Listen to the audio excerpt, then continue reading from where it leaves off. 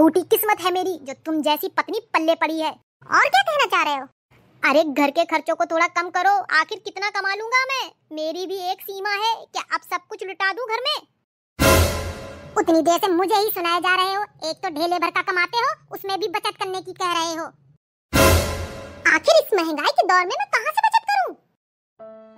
अरे कम से कम पहले बचत तो होती थी, अब तो वो भी नहीं है।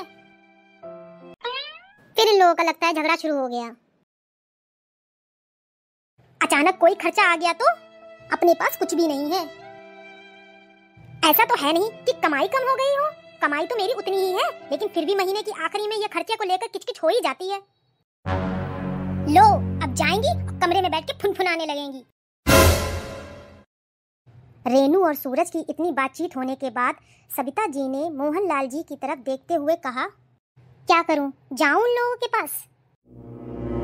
अब जाना तो पड़ेगा ही, तुम ही जाकर देख कर आओ। और ये लो, अपने बेटे को ये पर्चा दे देना। पर उसके पास पैसे? एक पल के लिए तो सविता जी उनकी तरफ देखने लगी, पर जैसे ही पुरानी बातें दिमाग में आने लगी तो चुपचाप बिजली का बिल उठाया और सीढ़ियों की तरफ जाने लगी।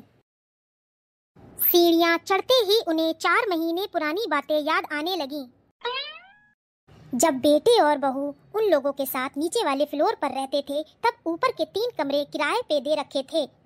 मोहनलाल जी को भी अच्छी खासी पेंशन आती थी, जिससे उनका गुजर बसर अच्छे से हो जाता था और उन्हें अपने खर्चों के लिए सूरज पर निर्भर नहीं होना पड़ता था। मोहनलाल जी घर का अधिकतर खर्चा उठा लेते थे। सूरज महीने के 10,000 रुपए देकर फ्री हो जाता था।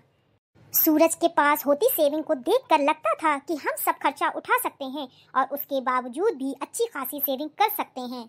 सविता जी अपने बेटे और बहू की तारीफ मेहमानों के सामने करते हुए, अरे भाई हमारे बेटे और बहू ने तो बड़े अच्छे से घर संभाल के रखा है, वो तो अपने पोते के साथ आराम से खेलते हैं और बड़े ही मजे से अपनी जिंदगी जीते हैं। बस यही सब सुन सुनकर और महीने की सेविंग देख देख कर दोनों का धीरे धीरे घमंड बढ़ने लगा।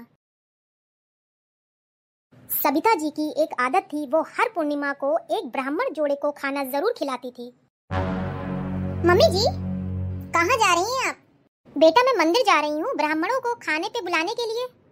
क्या फालतू की आदत पाल रखी है? हर पूर्णिमा को खाना खिलाना जरूरी है क्या? कितना फालतू का खर्चा हो जाता है, आपको कुछ पता भी है? मम्मी सही तो कह रही है रेनू, ऐसी फालतू चीजों पर खर्चा क्यों करती हैं? अब तो छोड़ दो ये सब चीजें। मम्मी रेनू सही तो कह रही है, ऐसी फालतू चीजों पर खर्चा क्यों करती हैं? अब तो छोड़ दो ये सब चीजें।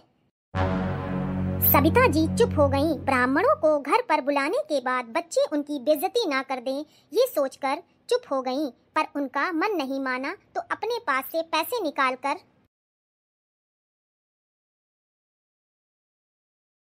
पुजारी जी ये लीजिए। ये किस लिए बेटा? आप मेरी तरफ से ब्राह्मणों को खाना खिला दीजिएगा। तुम खुश रहो बेटा, भगवान तुम्हारी हर मनोकामना पूरी करे। मैं क्या सोच रही थी कि अपनी मानसी को आए हुए बहुत दिन हो गए हैं और अब तो उसकी याद भी आने लगी है। सोच रही हूँ उसे 7-8 दिन के लिए अपने पास बुला लूं। तुम्हारी बेटी भी तुम्हारी ही तरह है, अपने ससुराल में रमी हुई, इतने दिन के लिए आएगी भी? एक काम करती हूँ, उसे फोन लगाकर बोल देती हूँ, फिर जितने दिन के लिए भी आएगी। अच्छा तो बिटिया के आने की खुशी मनाई जा रही है और उस हिसाब से मेनू डिसाइड कर लेती हूँ और फिर उसी हिसाब से सामान भी मंगा लेती हूँ। अपने हाथों से अपनी बेटी को बनाकर खिलाऊंगी। क्या बात है बोलो। आप यहाँ आराम से बैठ के किताब पढ़ रहे हैं और वहाँ मम्मी जी और पापा जी आपस में बैठ के मानसी दीदी को घर पे बुलाने की बात कर रहे हैं। क्या? और वैसे भी मेरी तो कुछ समझ में ही नहीं आ रहा है, तुम ही देखो। ये पता नहीं मम्मी और पापा को क्या हो गया है, बैठे बैठे पता नहीं क्या क्या सोचते रहते हैं। पापा ये मैं क्या सुन रहा हूँ कि आप मानसी को 8-10 दिन के लिए यहाँ बुला रहे हैं? तेरी मम्मी कह रही है कि बहुत दिनों से मानसी आई नहीं है तो उसकी याद आ रही है, तो बस इसलिए हम दोनों यही डिसाइड कर रहे थे। बस आप लोग फालतू हैं तो दुनिया को फालतू समझते हैं, यहाँ बैठकर बस फालतू के प्लान बनाते रहते हैं। हमसे पूछ तो लेते। बेटा कैसी बातें कर रहा है तू? अपने पापा से और तुझसे अपनी बेटी को बुलाने के लिए भी अब तुझसे इजाजत लेनी पड़ेगी क्या? हाँ बिल्कुल लेनी पड़ेगी। खर्चा हम लोग करते हैं, आपकी तरह यहाँ बैठकर मुफ्त का नहीं खाते हैं। एक मिनट, तुम्हें ये गलतफहमी कब से हो गई है कि तुम लोग हमारा खर्चा उठाते हो? अगर हम ये कहते हैं कि हमारे बेटे बहू ने पूरा घर संभाल रखा है, इसका मतलब ये नहीं है कि सारे खर्च तुम उठाते हो। और अगर इतनी ही गलतफहमी है तो अपने आप शराफत से अलग हो जाओ, हम अपना खर्च खुद उठा लेंगे। हाँ तो कौन रहना चाहता है? आपके साथ हम तो खुशी खुशी अलग हो जाएंगे। आखिर फ्री का पैसा नहीं आता है हमारे पास, मेहनत करनी पड़ती है उसके लिए।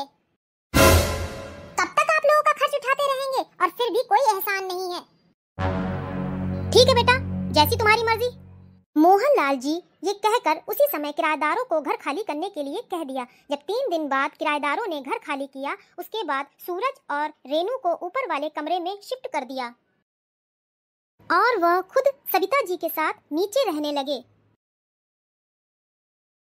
अब तो मुझे एक सोने का हार दिलवा दीजिए, अब तो आपकी अच्छी खासी सेविंग भी हो गई और उन लोगों से छुटकारा भी मिल गया।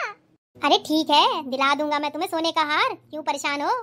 शुरू में तो अपने बेटे के साथ बहुत अच्छा लगा, बाद में कुछ महीनों के बाद हल्के हल्के आटा दाल का भाव पता चलने लगा। मुझे तो समझ में नहीं आ रहा है कि मैं इन खर्चों का क्या करूं। कहीं सिलेंडर खत्म हो जाता है, कहीं सब्जी कम पड़ जाती है, कहीं ये कहीं बच्चे का, मुझे तो कुछ समझ में नहीं आ रहा मैं क्या करूं। तो इसमें मैं क्या करूं? हैं? जब देखो तुम मेरे पे ही सवार रहते हो, खर्चे को लेकर चढ़े रहते हो। मैंने ऐसे पता नहीं क्या तुम्हारा खर्चा करवा दिया है। मुझे तो कुछ समझ में नहीं आ रहा है। राशन ला के रखो तो सब्जियां खत्म है, सब्जियां ला के रखो, कहीं सिलेंडर खत्म है, कहीं बच्चे का डायपर लाना है, कहीं ये लाना वो लाना है। मैं क्या करूं, मैं तंग आ गया हूं। बेटा ये बिजली का बिल आया है, इसे समय पर जमा करवा देना और पिछली बार की तरह लेट मत कर देना। ये क्या मजाक कर रही हो मम्मी तुम? 7,000 रुपए का बिल?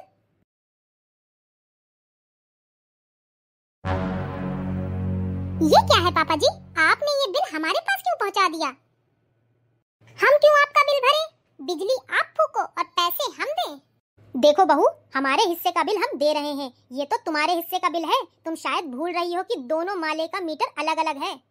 अरे तो 7,000 रुपए है, क्या हम अकेले ही 7,000 रुपए की बिजली फूक गए? जरूर आपका बिल भी उसी में ही मिला होगा, कुछ ना कुछ आपने गड़बड़ कर रखी है। तो बहू बिजली वालों को बुला लो, वो चेक करके बता देंगे। और वैसे भी ये जो तुम रात भर टीवी देखती हो, एसी चालू करके छोड़ जाती हो, बिना जरूरत के भी हर कमरे में लाइट जलती रहती है, तो बिजली का बिल इतना आएगा ही ना। वैसे 7,000 तो बहुत ही कम है, कई बार तो 9-10 हजार रुपए बिल आता था। पापा हमें अपनी गलती का एहसास हो गया है, क्या हम लोग वापस पहले की तरह रह सकते हैं? नहीं बेटा, ये गलती अब नहीं करूँगा। जब तक जिंदा हूँ स्वाभिमान से रहूंगा। मैं तुम दोनों को ये गलतफहमी पालने का मौका बिल्कुल नहीं दूंगा कि तुम लोग मुझे पाल रहे हो। इससे ज्यादा मुझे कुछ नहीं कहना। और तुम दोनों की बातें हो गई हो तो तुम लोग जा सकते हो। और वैसे भी हम दोनों को यहाँ पास मंदिर में जाकर ब्राह्मणों को भोजन के लिए बुलाना है, हमारे पास वक्त नहीं है। आप ही बताइए, क्या मोहनलाल जी ने अपने बेटे के साथ सही किया?